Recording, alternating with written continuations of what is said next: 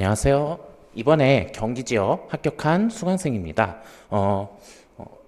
앞에 사람들은 되게 합격 수기 길게 해주셨는데 저는 보기 편하시게 짧게 끝내도록 하겠습니다. 먼저 합격 수기 주의사항입니다. 저도 장수생으로서 되게 많은 사람들이 합격 수기를 읽었는데요. 그러한 합격 수기를 읽은 것 중에 제가 합격할 때까지 사실 그대로 따라간 합격 수기는 하나도 없었습니다. 그래서 여러분들도 제 합격 수기를 보고 어떠한 이렇게 따라가야겠다가 아니라 저는 무엇을 목표로 했고 문제점이 무엇이었는지 그리고 그것들을 해결을 어떻게 하고 그러한 해결한 결과가 점수로서 어떻게 날아갔는지 그러한 어떠한 하나의 데이터로서 여러분들이 참고사항으로 가져가시면 좋겠습니다. 먼저 저에 대한 문제점을 잠깐 소개를 해드리도록 하겠습니다.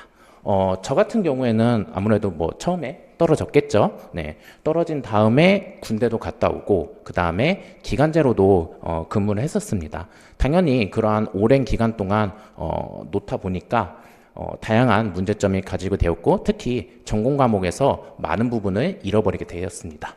자, 그래서 저는 다양한 문제점이 있었는데 크게 세 가지 문제점이 있었습니다. 먼저 첫 번째로 매번 무슨 문제가 나올지 너무너무 두려웠습니다.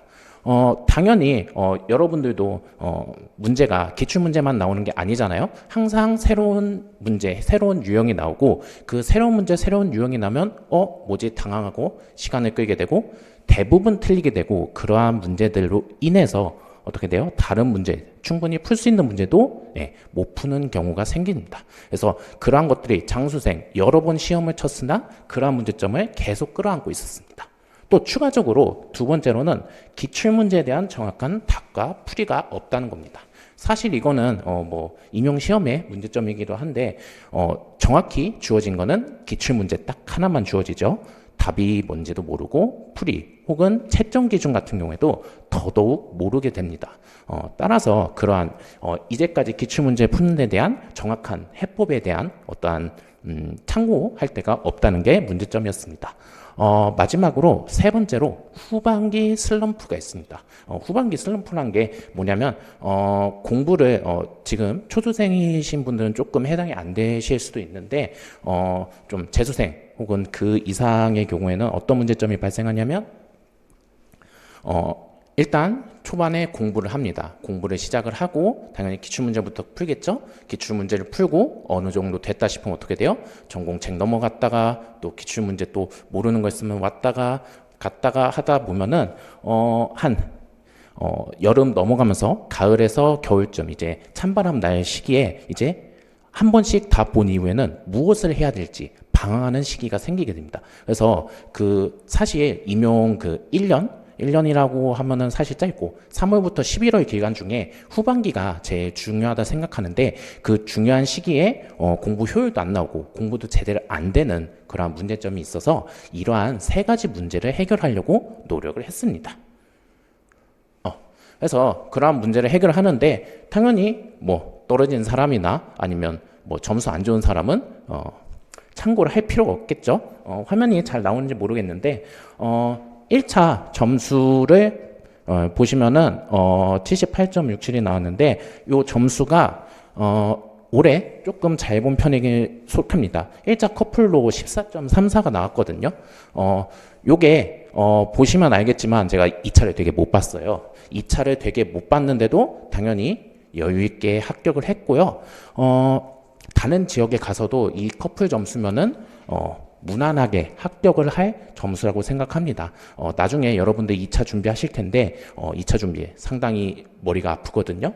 그럴 때 여러분들 유일하게 의지가 되는 게 1차 커플 점수니까 제 공부를 했다면은 제 자료를 보시면은 이렇게 커플이 좋은 점수를 받게 되었다라고 조금 신빙성 있는 사람이 말한다고 생각해 주시면 될 것 같습니다.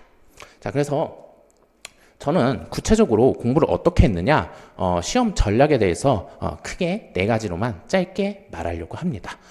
첫 번째로 전반기, 후반기 전공으로 나눴습니다. 정승현 쌤, 정선 쌤 아니라 다른 과목 강의도 마찬가지입니다.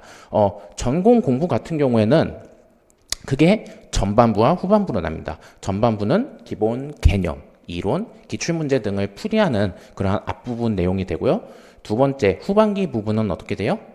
기존에 있던 문제들을 살짝 변형하는 문제라든지 아니면 모의고사를 푸는 시기가 되겠습니다. 그리고 과교론과 그 다음에 기본적인 생활 방법에 대해서 말씀드리도록 하겠습니다. 참고로 보시면은 교육학이 없죠? 예.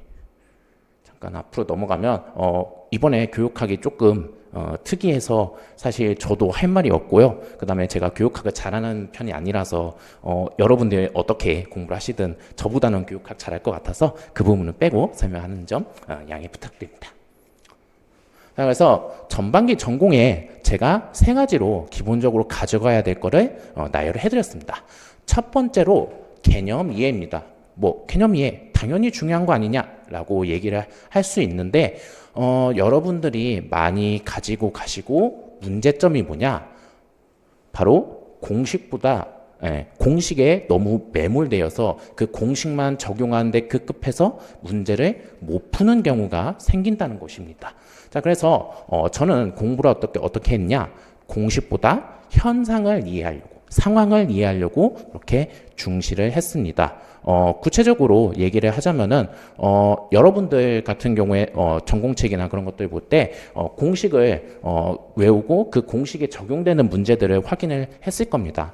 하지만 여러분들이 그 강의를 들으면서 저는 어떻게 했냐면은 어떠한 역학이면 역학, 전자기면 전자기 하나의 그 스토리로 녹여내려고 했습니다. 당연히 단순히 공식을 외워서 나열하는 것보다는 어떠한 역학, 전자기라는 단원에서 무엇을 원하고 있고 그 다음에 그 스토리 흐름상 예를 들어 역학은 처음에 크기가 없는 물체, 그 다음에 크기가 있는 거, 뭐 마찰이 있는 거, 저항이 있는 것 등 이렇게 계속 변화하는 게 왜 변화가 되는지 그리고 그 변화하는 거를 표현하기 위해선 왜 이 공식이 써야 되는지 그러한 하나의 스토리로서 이해를 하시는 게 중요하다고 생각합니다.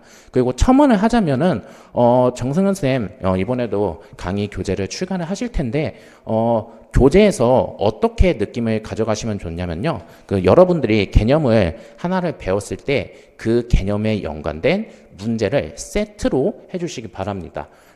선생님께서 만드신 교재가 책이 있고 문제가 있는데 그 문제의 세팅이 항상 연계가 돼 있거든요. 그래서 여러분들이 기억하실 때는 이 단원엔 이 공식이 나와가 아니라 이 단원은 무엇에 대한 단원이고 그 단원의 대표 문제는 뭐야 라고 해서 문제 자체를 하나의 현상이다 라고 생각하고 그 문제를 기억을 해주시면 좋을 것 같습니다. 두 번째로는 기출문제에 대한 흐름을 파악을 하시는 겁니다. 기출문제가 기본적으로 여러분들이 다 푸실 겁니다. 그죠? 다 푸시는데 솔직히 말씀드리면은 대부분 떨어지시는 분들은 기출문제에 대한 완벽한 풀이가 안 돼 있다고 생각을 합니다. 기출문제만 다 풀어도 어느 정도 합격권에 가까이 갈 수 있다고 생각하거든요. 그래서 기출문제의 흐름을 파악하는데 이것은 무엇이냐? 앞에 그러한 현상을 이해하고 상황을 이해하는 게 연계가 됩니다. 즉 기출문제 이제까지 나왔던 게 어느 단어에서 어떠한 상황을 물어봤고 그 다음에 이 상황이 어떻게 변화가 될 수 있는지를 그런 흐름을 파악하는 내용입니다. 당연히 수험시험 입장에서는 이게 파악하기 힘듭니다. 그래서 수업을 들으면서 정선 선생님이 계속 얘기를 해주실 겁니다. 이 기출문제는 어떤 문제였고 그 다음에 요거를 변형시키면 어떻게 할 수 있다. 후반기에 모의고사 때도 얘기를 할 수가 있고요. 그래서 그러한 흐름을 파악하면서 내가 어느 정도 이 기출문제에 대해서 이해를 했다 싶으면 이 기출문제에서 어떠한 조건을 바꾸면은 문제가 새롭게 될까 이런 것들을 같이 고민하면서 여러분들이 전반기에 강의를 들었으면 좋겠습니다. 두 번째로는 효율적인 학습에 대해서 얘기를 해드리겠습니다. 기본적으로 항상 매주 금요일에 아마 하실 겁니다. 미니 테스트라고 해서 여러분들 배운 내용 그대로 백제 똑같은 문제를 쓰는 것 그리고 월간 테스트는 그중에서 월 주기로 하는 테스트입니다. 이 테스트가 사실 처음 들으면은 별 의미 없다고 생각하실 수 있습니다. 왜냐면은 여러분들이 이러한 테스트가 어차피 내가 푼 문제인데 그대로 내주시는데 이걸 또 풀 필요가 있을까라고 하실 겁니다. 제가 장담하건대 여러분들 미니 테스트, 월간 테스트 다 맞는 사람 별로 없고요. 그거 유지하는 사람 진짜 별로 없을 겁니다. 저는 부끄러운 얘기지만 완벽하게 맞은 적이 없습니다. 자, 왜 그러냐면 여러분들이 확실히 자기 게 안 돼서 그래요. 한두 번 가지고는 안 되거든요. 그래서 여러분들이 미니 테스트, 월간 테스트, 인강생도 똑같습니다. 그 첨삭 보내면 해주시거든요. 그래서 반드시 이 미니 테스트, 월간 테스트를 해서 진짜 자기 거가 됐는지 한번 확인해 보는 시간이 중요합니다. 왜냐면 후반부에 모의고사도 그렇고 실전도 그렇고 몇 번 안 되잖아요. 10번도 안 돼요. 대신 미니 월간 테스트는 수없이 많을 겁니다. 그래서 꼭 이걸 활용해 주시기 바랍니다. 그 다음에 반복학습의 중요성에 대해서 얘기를 해 드리겠습니다. 아까도 얘기했다시피 기출문제를 기본적으로 다 풀 수 있으셔야 되고 그 다음에 미니 월간 테스트 같은 것도 활용하셔야 됩니다. 왜냐? 우리가 한 번만 배우고는 정확히 쉽게 말, 이해도 못하고 만약에 내가 이해가 안 가는 게 있다 하면은 암기라도 해야 되는데 암기조차 잘 안 되기 때문입니다. 그래서 반복학습을 꼭 해주시고요. 저는 기본적으로 어떻게 했냐면 미니 테스트 주간에 보죠. 그러면은 미니 테스트 때 보고 수업 시간에 한 번 봤을 거 아니에요? 2번 봤죠? 2번 봤으면은 그 사이에 미니 테스트 그래도 준비해야겠죠? 준비하는 거 한 번. 미니 테스트 피드백 받을 거예요. 다시 한번 틀린 거 풀어봐야겠죠? 4번. 그 다음에 저는 스터디 했으니까 스터디 한 번, 그 다음에 스터디 전에 준비해야겠죠? 또 한 번. 스터디 후에 한 번. 그리고 월간 테스트 앞뒤로 해서 또 3번 추가됐죠? 10번. 뒤에 후반기에 모의고사 때도 연계 문제 풀면서 또 앞부분 돌아갈 때 있거든요. 그렇게 반복하다 보면 최소 10번 넘게, 뭐 많이 하시는 분들은 20번 넘게도 돌리시기도 하실 겁니다. 그래서 그렇게 반복 학습을 하시면 여러분들이 아무리 어렵고 잘 이해 안 가는 개념도 사실 다 들어갑니다. 그래도 안 들어가는 건 시험 보기 직전에 암기하시면요 쓸 수 있습니다. 그래서 꼭 이 부분 중요하게 생각하시면 좋겠고요. 마지막으로 기출문제 마스터입니다. 강의를 들으면서 선생님이 사실상 챗 GPT 역할을 해주십니다. 그래서 모범 답안이랑 다르게 푸는 방안, 뭐 저희들이 이렇게 풀면 안 돼요 질문하셔도 그거에 대해서 해답을 정확히 내주시거든요. 그래서 그러한 기출문제를 완벽하게 해답을 알고 있으니까 그러한 기출문제가 마스터가 되고 그러한 기출문제 유사성, 특히 물리 과목 같은 경우에는 기출문제를 응용해서 많이 냅니다. 제일 연계도가 높은 과목이라 생각해요. 그래서 그러한 문제를 완벽하게 마스터했으니까 당연히 실수가 없겠죠. 실수가 없으니까 이 점수는 확보가 되고 이 점수만은 솔직히 1차 컷 언저리는 될 수 있다고 생각합니다. 두 번째로는 시간 확보입니다. 아는 문제가 나왔어요. 어떡할까요? 풀이 한 줄, 답 한 단어 쓰고 넘어가겠죠. 저도 아는 문제 이번 시험에서 체감상 1분 안에 썼습니다. 문제 지혜도 안 썼어요. 답안지에 바로 쓰고 넘어갔어요. 1분도 안 걸렸죠? 그러면 뭐 평균 한 문제 5분 걸린다고 치면 1분 날라갔으니까 4분 확보되면 뭐 그냥 반올림해서 10분이라고 하겠습니다. 그러면은 한 문제에 10분이 주어진 거잖아요. 예를 들어 여러분들 요즘에 좀 어려운 문제 나올 때 1번, 2번에 좀 어려운 문제 나올 경우 있거든요. 그럴 때는 한 2, 3분 지나가잖아요. 그럼 그때부터 좀 쫄려요. 그래서 많은 실수를 하기 십상이고 뒤에도 영향이 가기 마련인데 여기서 시간을 확보했어요. 그래서 예를 들어 1번을 10분 동안 풀어라 하면은 아마 수강생들 대부분 맞출 겁니다. 그죠? 그래서 이러한 시간 확보가 여러분들 전체 시험 성적에 크게 좌우를 하기 때문에 꼭 기출문제 마스터해서 날로 먹는 문제가 있길 바랍니다. 다음으로 후반기 전공입니다. 크게 3가지가 있는데 첫 번째로 자습 시간 증가입니다.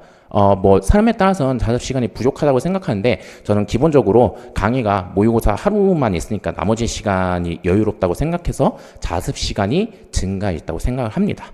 자, 그러면 기본적으로 자습 시간 증가를 통해서 무엇을 할 수 있느냐? 전반기 내용의 반복과 인출입니다. 이제 여러분들이 후반기 모의고사가 됐을 때는 이론 강의가 끝난 시점이죠. 여러분들이 임용에 필요한 모든 지식과 개념은 체득을 한 상태입니다. 당연히 그렇기 때문에 전반기 내용을 꺼내서 써야 되는데 그 꺼내서 쓰는 내용이 어렵습니다. 반복을 해도 그때쯤이면 뭐 꾸준히 반복한 사람은 좋겠지만 저같이 조금 나태한 사람들은 잘 안 되거든요. 그래서 이 자습 시간 증가를 이용해서 전반기에 혹시 복습이 미흡했던 부분을 반복을 해줄 수가 있습니다. 그래서 이때 조금 공부 시간을 늘리셔야 됩니다. 자, 두 번째로는 모의고사 활용입니다. 자, 모의고사 같은 경우에는 정말 정성현 선생님 극찬을 안 드릴 수가 없는데 모의고사 되게 잘 만드십니다. 실제 시험과 유사한 문항 당연히 나오고요. 조금 어려운 문제나 쉬운 것들을 해서 다양하게 내주시는데 당연히 기출 베이스가 되겠죠. 그래서 기출 문제와 비교, 아까 전반기에서 설명드린 기출 문제의 흐름에 대해서 이 모의고사 문제를 통해서 파악을 여러분들도 몸으로 직접 체득을 할 수가 있습니다. 그래서 이러한 비교를 해보고 부족한 점이 있으면은 여러분 전반기에 넘어가서 계속 복습을 해주시면은 앞에 거 내용도 확실하게 알게 되고 그 다음에 실전에서도 대비를 해줄 수 있을 겁니다. 두 번째로는 시험 저격인데 여러분들 시험은 솔직히 예를 들어 뭐 삼수생이라고 칩시다. 그러면 사실 시험 3번밖에 안 본 거예요. 근데 모의고사는 그보다 훨씬 많이 보죠. 그래서 실제 시험 시간에 적응하는 거, 뭐 실제 문제지에서는 어디에 풀지, 답안지는 얼마만큼 옮길지, 풀이는 어느 정도 쓸지 그런 것들은 사실 실제 체험이 있어야 됩니다. 그래서 개인적으로는 모의고사 같은 경우에는 여러분들이 실제로 나가셔서 한번 해보시는 게 정말 중요하다고 생각을 듭니다. 여건상 안 되시는 분들은 똑같이 시간 재시고 하시는 거 추천드리고요. 마지막으로 오답 노트입니다. 안 맞는 문제가 있습니다. 그러니까 여러분들이 잘 못 푸는 그러한 파트가 있습니다. 그러한 파트 같은 경우를 계속 연습을 하셔야 됩니다. 아마 한 10월 중순 넘어가면은 그때부터는 여러분들이 아는 파트는 거의 다 맞추실 거예요. 안 맞는 파트 문제가 몇 가지 있는데 그 부분 같은 경우를 이제 그때부터는 집중적으로 해 주시면 될 것 같습니다. 그 다음에 자주 하는 실수를 정리한다는데 제가 말씀드리고 싶은 거는 실수를 다 하는데 그 실수 점수가 엄청납니다. 극단적으로 말하면 저는 그 커트라인이랑 수석이랑 차이가 이 실수라고 생각을 하거든요. 그래서 그 실수가 뭐냐면은 여러분 단순히 뭐 3 곱하기 4에서 계산해서 실수한다 이런 게 아니라요. 물리 과목이잖아요. 코사인 쓰고 사인 쓰고 뭐 하이퍼볼릭 함수 쓰고 그냥 삼각함수 쓰고 그 다음에 경계 조건 처음에 쓸 때 잘못 넣고 이러한 실수들입니다. 이러한 실수들은 저도 당시에는 좀 받아들이지 못했고 여러분들도 조금 받아들이기 힘들겠지만 이 실수 같은 경우에는 저는 개인적으로 계산 실수는 솔직히 많이 안 한다고 생각합니다. 여러분들이 진짜 하는 실수는 개념이 약해가지고 많이 하는 실수라고 생각합니다. 여러분들이 문제 상황을 똑같이 알고 있으면요. 답의 형태를 대부분 기억하거든요. 그러면 이거 당연히 코사인 함수 나와야 되는데 삼곡선 함수 나왔다고? 이상한데? 하고 다시 보게 돼요. 그게 안 되는 이유는 여러분들이 어느 정도 답을 기억을 하고 이 한 줄 한 줄 풀 때 넘어갈 때 조금 기계적으로 하는 부분이 있다고 생각합니다. 그래서 모의고사 파트 문제를 풀 때 그러한 실수를 정리하고 요거는 이때 당연히 뭐 10월달이면 11월달 시험이잖아. 이거를 반드시 정리하고 넘어가셔야 됩니다. 저도 이런 거 실수만 따로 정리해서 모아뒀거든요. 그래서 꼭 요거를 준비를 하시면은 여러분들이 고득점을 가질 수 있을 거라 생각합니다. 다음으로 과교론입니다. 과교론은 솔직히 할 말이 없습니다. 할 말이 없다는 게 무슨 뜻이냐? 과교론 같은 경우에는 여러분들이 스마트하게 조금 속된 표현으로 날로 먹어야 되는 파트라고 생각합니다. 자, 그래서 첫 번째로 타격과 활용입니다.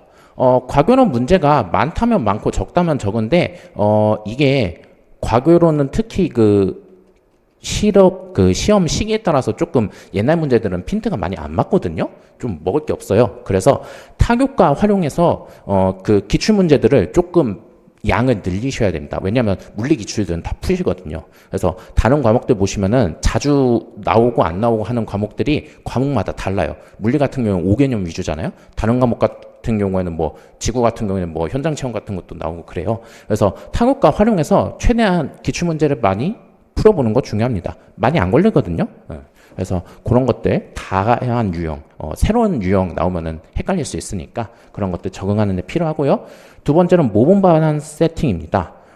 사실 물리 같은 경우에는 어려운 게 사실 답을 맞추면 장땡이잖아요. 근데 그 답이 당연히 수식도 그렇고 개념도 어려우니까 그런데 과교로는 나오는 개념들이 정해져 있습니다. 그리고 그 키워드도 정해져 있고요. 그래서 여러분들이 솔직히 한 달도 안 걸리거든요. 몇 주면 돼요. 빡세게 하면 솔직히 1주, 2주면 된다고 생각합니다.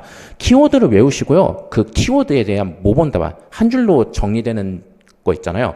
그걸 그냥 외워버리세요. 그리고 그걸 만능 잡점을 써서 상황에 맞게 상황이 맞는지 안 맞는지 확인하면 그거에 따라서 딱딱딱 집어넣는 형식으로 공부하시면은 뭐 완전 고득점은 모르겠지만 평타 이상은 친다고 생각합니다.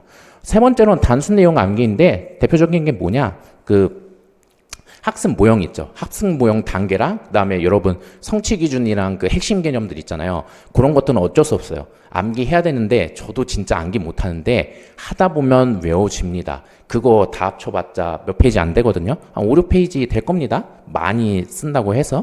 그래서 그거는 여러 번 보시면 돼요. 솔직히 3월부터 11월 있잖아요. 그 8개월 기간 동안 한 2, 3일에 한 번씩 보잖아요. 그러면은 이거 외울 수 있습니다. 그래서 여러분들 겁먹지 마시고 실제로 정리해보면 얼마 안 되니까 귀찮더라도 조금씩 해주시면 1, 2점 날로 먹을 수 있고요. 그 1, 2점 때문에 합격 컷이 걸릴 수 있으니까 그 부분 유의해 주시면 되겠습니다. 마지막으로 생활 방법입니다. 세 가지로 했는데요. 첫 번째로 계획 세우기입니다. 저도 그렇고 이과 출신인 여러분들 아마 계획 잘 안 세우실 겁니다. 제가 플래너 같은 거 짜서 일일이 체크하라고 그런 게 아니라요. 목적이 중요합니다. 목적이 뭐냐면 지속적인 피드백을 위해서요. 예를 들어 오늘 무슨 일 때문에 쉬었어요. 그러면은 공부를 안 했죠. 그러면은 그 공부 안 한 걸 기억을 해야 되는데 그거를 기억을 조금만 지나면 못 합니다. 왜? 계획을 안 세웠으니까 내가 어떠한 기준에 대해서 넘어간 거를 기억을 못 하는 거예요. 그래서 여러분들이 적으셔도 좋고 아니면은 귀찮으시면 머릿속으로 기억하셔도 좋습니다. 대신 내가 몇 월, 언제까지 이 내용, 개념에 대한 건 해야겠다라는 거를 생각을 하고 계시고 스스로 계속 반성을 해주시기 바랍니다. 그 다음에 루틴의 고정화입니다. 저 같은 경우에는 밤, 낮이 자주 바뀌는 사람입니다. 그래서 그러한 부분에 대해서 문제점이 뭐였냐면요. 자고 일어났잖아요. 그럼 공부를 하죠. 그럼 몇 시까지 하면은 내가 오늘 공부를 날짜가 넘어갔는데 어제 한 건가? 오늘 한 건가? 헷갈려요. 그리고 하다 보면 너무나도 낭비하는 시간이 많거든요. 그래서 이 계획 세운 거 앞에 부분이랑도 똑같은 내용인데 루틴을 고정화시켜야지 내가 얼만큼 했는지 알고 부족한 부분을 채울 수가 있습니다. 그리고 그러한 부족한 부분을 채우고 고정화시키는 이유는 노력량, 얼마만큼 내가 많이 봤는지 최대한 그걸 많이 하기 위해서 하는 거니까 이 목표를 가지고 여러분들이 어떻게 하면 좋을지 개인적으로 생각해 보시기 바랍니다. 마지막으로 잠 많이 자세요. 8개월 동안 여러분들이 정말 체력적으로 정신적으로 많이 힘드실 거거든요. 가족이 응원하는 경우도 있는데 안 그런 경우도 있고 그러면은 둘 다 나빠집니다. 그거 중에서 그나마 여러분들이 모두 적용할 수 있고 꼭 필요한 게 잠이니까 충분히 자세요. 저는 10시간 정도 잤어요. 그 다음 짜잘한 질문입니다. 공부 시간, 운동, 기간제 여러 가지 물어볼 수 있는데 똑같은 문제라고 생각합니다. 공부 시간을 얼마를 잡든 운동을 하시든 안 하시든 기간제를 하시든 안 하시든 여러분들이 필요한 목표 수준 도달 아까 말했던 기출문제 정확히 마스터하고 그 다음에 모의고사 분석해가지고 다 오답노트까지 완벽하게 하는데 그러한 노력을 세울 수 있느냐 해서 기간제 했는데 그게 안 돼요 하면은 안 되겠죠. 그래서 여러분들이 이런 것들은 자신의 그러한 노력량 그 다음에 자신의 체력 등을 고민을 해서 선택을 해 주시기 바랍니다. 자, 두 번째로 전공서 봐야 되나요? 아니면은 저는 베이스가 없어요. 어떻게 해야 될까요? 라고 고민하시는 분들이 있는데 전공서 같은 경우에는 아까랑 똑같습니다. 할 수 있으면 당연히 하면 좋겠죠? 다만 그 전공서 같은 경우에는 하다 보면은 여러분들 역학책도 한두 권이 아니잖아요. 되게 여러 권 있고 전자기학도 마찬가지고 문제도 많고 버릴 문제도 많습니다. 그래서 시성비라고 하죠. 시간 대 성능비가 너무너무나도 안 좋아요. 그래서 만약에 제가 여유가 있고 전공에 대한 자신감이 있으면 전공서 풀었을 거예요. 근데 저는 둘 다 없기 때문에 정승훈 선생 강의만 들었습니다. 예, 그래서 저는 둘 다 깔끔하게 버리고 강의만 봐서 이렇게 점수 먹은 스타일이라서요. 여러분들이 취사 선택하시면 되겠습니다. 베이스 같은 경우에는 뭐 인터넷에서 뭐 검색해 보면은 좀 베이스가 있어야지 승현쌤 수업 들을만 하다는 소리가 있는데 저는 동의하지 못하겠습니다. 베이스 같은 경우에는 사실 여러분들 베이스라고 하는 건요 뭐밖에 없냐면요 수학밖에 없어요. 예. 그래서 왜냐면 물리적인 개념은 어차피 스토리 하면서 읽어가면은 같이 적용되고 체득이 되는 내용들이거든요. 열심히 하시면 되는 부분인데 수학 같은 경우에는 사람마다 편차가 커서 그런 부분을 저는 베이스라고 생각하는데 그 수업 들어보시면 알겠지만 최대한 수학 없이 수업을 진행을 해주세요. 그래서 있으면 좋은데 없어도 전혀 상관이 없다라고 생각을 해주십니다. 다들 뭐 고등학교 수준은 아시잖아요. 그죠? 마지막으로 스터디입니다. 스터디 해야 돼요? 사람마다 다릅니다. 저는 해야 되는 사람이었어요. 왜냐면은 나태하기 때문에 뭔가 학원에서 보는 일정 같은 게 없으면은 안 되거든요. 그래서 아까도 말했지만 뭐 미니 테스트, 월간 테스트 앞뒤로 그 볼 때 한번 3번씩 복습 환경이 추가가 됐잖아요. 저는 혼자서 하는 복습 시간이 부족해서 스터디로 3회를 추가한 겁니다. 그래서 여러분들이 그거 안 해도 된다라고 생각하면 스터디를 굳이 안 하셔도 됩니다. 참고로 3월에 스터디 뭐 할지 좀 고민하시는 분들이 많은데 저희는 되게 조금 프리한 간단한 스터디를 해서 일주일에 한 번만 만나서 그냥 문제 있잖아요. 돌아가면서 한 문제씩만 풀고 설명해 줬어요. 예, 그래서 스터디에 대해서 그렇게 크게 부담 가실 필요는 없고 어차피 내가 자습하는 시간인데 강제적으로 하는 자리다 라고 생각을 해주시면 돼요. 뭐 더 열심히 하시면 좋고요. 그래서 이것저것 얘기를 했는데 여러분들 내년 이맘때쯤에 이러한 합격증 받고 교사가 되시길 기원합니다. 수고하셨습니다.